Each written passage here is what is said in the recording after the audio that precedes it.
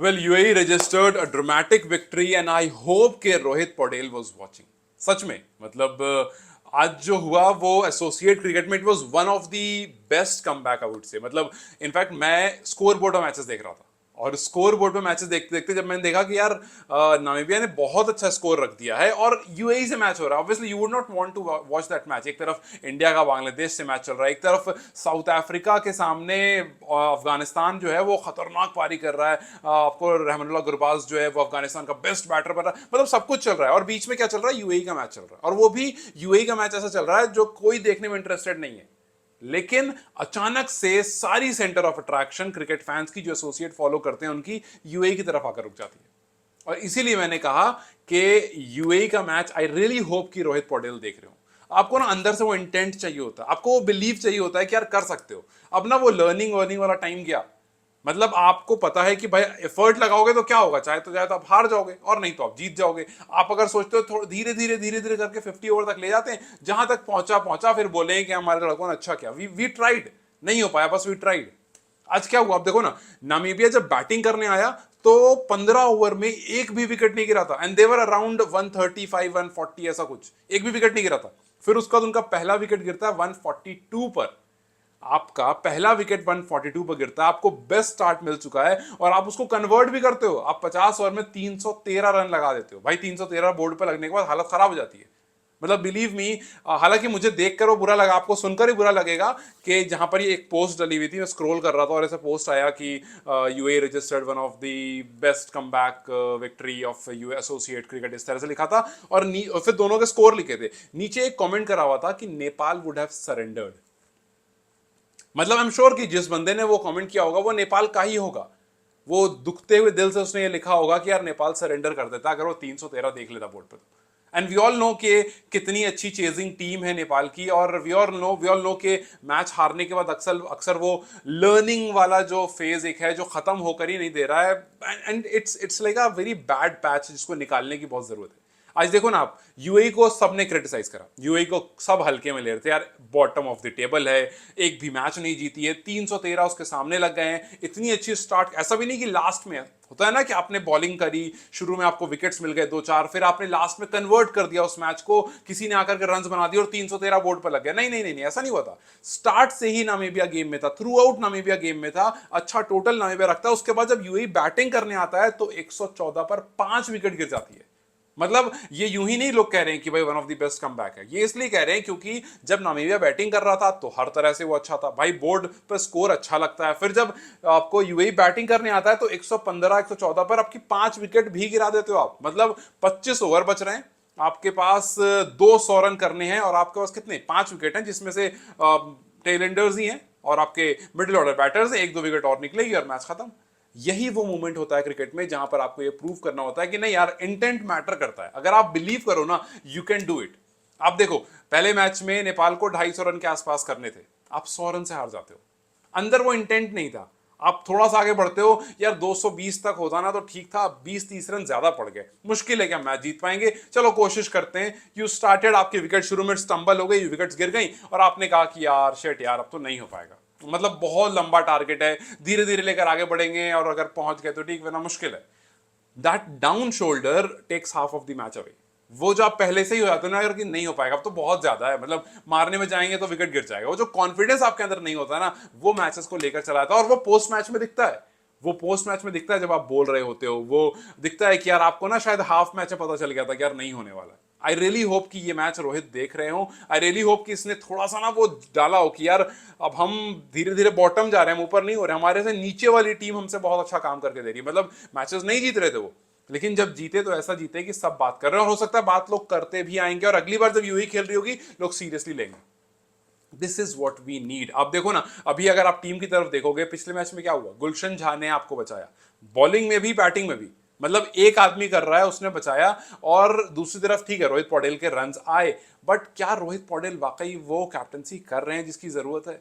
अभी कुछ दिन पहले मैं देख रहा था कि दूसरा मैच जब हम हारे उसके बाद बहुत लोग ये बात करते कि क्या मोंटी देसाई को हट जाना चाहिए, क्या रोहित पटेल को छोड़ देना चाहिए. यार देखो, छोड़ना और हटना आई नो कि एक ऑप्शन होता है, बट क्या ये सही ऑप्शन है.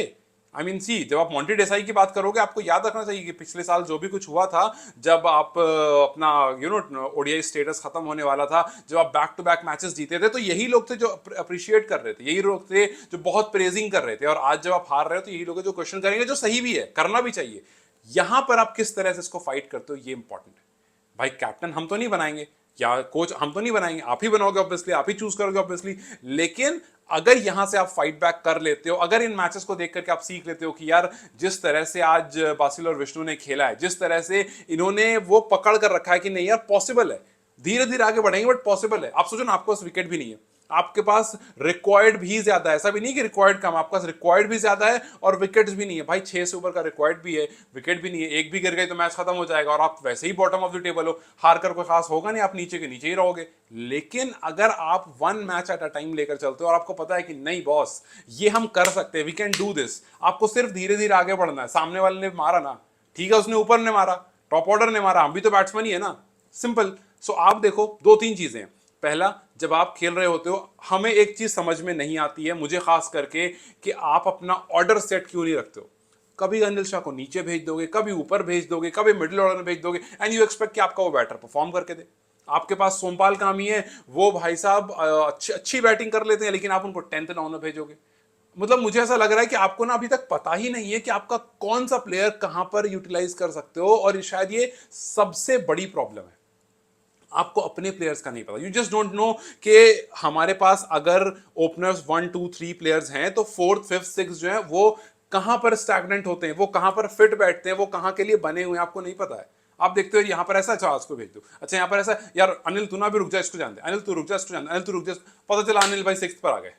मतलब I just get brain faded sometime जब मैं देखता हूँ रोहित पौडेल की कैप्टनसी, कभी कभी खास करके जब वो बॉलिंग करा रहे होते हैं, मतलब जब वो फील्ड ओडीआई में जब नेपाल बॉलिंग कर रही होती है, तो कभी कभी मैं सच में एकदम परेशान, मतलब देख के मैं हैरान हो जाता हूँ यार। एक तो आपके 8 9 बॉलर्स बॉलिंग कर रहे होते हैं, उन 8 9 बॉलर्स में से जिसने सबसे कम रन दिए होते हैं बीच के ओवर्स में, उसका 3 ही ओवर होगा या 4 ही ओवर होगा।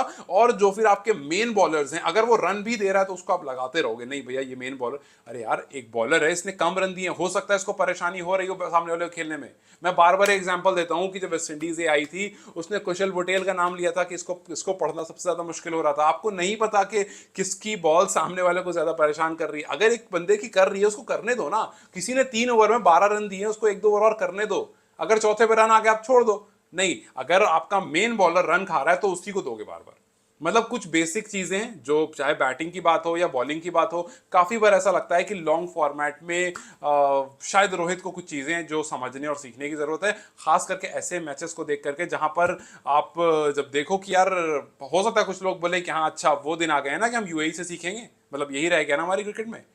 किसी से भी आप सीख सकते हो, और ऐसे मैचेस को देखकर तो प्लीज आप ये मत कहना कि यही दिन आ गया, क्योंकि अगर ये दिन आ गया ना कि आप 313 सीना चौड़ा करके चेज कर रहे हो, तो ठीक है ये दिन ही सही। लेकिन भाई ये दिन है जो अप्रिशिएट होने वाला दिन है। एक जस्ट इमेजिन करो कि नेपाल इस मैच को जीतता, जस्ट इमेजिन करो कि 313 बोर्ड पर लगे होते और नेपाल इस मैच को जीत जाता, कैसा होता अभी, मतलब क्या फीलिंग होती वो भी। बस, मतलब नहीं हो रहा क्या इमेजिन, आई नो कि मुश्किल है इमेजिन करना, बिकॉज इतना बड़ा टोटल तो हम जब नेपाल का मैच हो रहा था हम कहते हैं यार 250 बन गए, अबे यार मुश्किल हो गया, बड़ा टोटल है, बड़ा टोटल है। यहाँ 313 बन गए थे। खैर, आई होप के ये मैच रोहित पौडेल देख रहे हो, मैं बार बार इस बात को कह रहा हूँ, आई होप कि ये मैच रोहित पौडेल और टीम देख रही होगी कि भाई जब चेस कर रहे होते हैं कैसे चेस करते हैं, कैसे आप चेस करते हो आकर के। आप और आपसे बड़ी टीम खेल रही थी, Namibia is way better than UAE at this moment. खैर, लेट्स जस्ट होप कि हमें आगे नेक्स्ट मैच में कुछ पॉजिटिव मिले यार, because we are really really lagging, we are really lagging, and हम नहीं चाहते हैं कि हमारे वो ओडीआई स्टेटस पर सवाल आ जाए। सो लेट्स जस्ट सी कि आगे क्या होता है, किस तरह से होता है। बट यार I will appreciate this inning, and I hope कि आपने ये मैच देखा होगा। हालांकि हाईलाइट्स ढूंढने में आपको थोड़ी डिफिकल्टी जरूर होगी, बट ट्राई करना, कल मिल जाएगी, और देखना जरूर, फिर मुझे बताना कि कैसा लगा आपको ये मैच, अगर आपने नहीं देखा है तो। Till then you guys have a good day, good night, maybe 11:30 हो रहे हैं यहाँ पर, आई एम श्योर आप कल ही देखोगे इस वीडियो को, but still I really wanted to talk about this, and I hope this brings some positivity. Till then, you guys have a good day. Bye bye.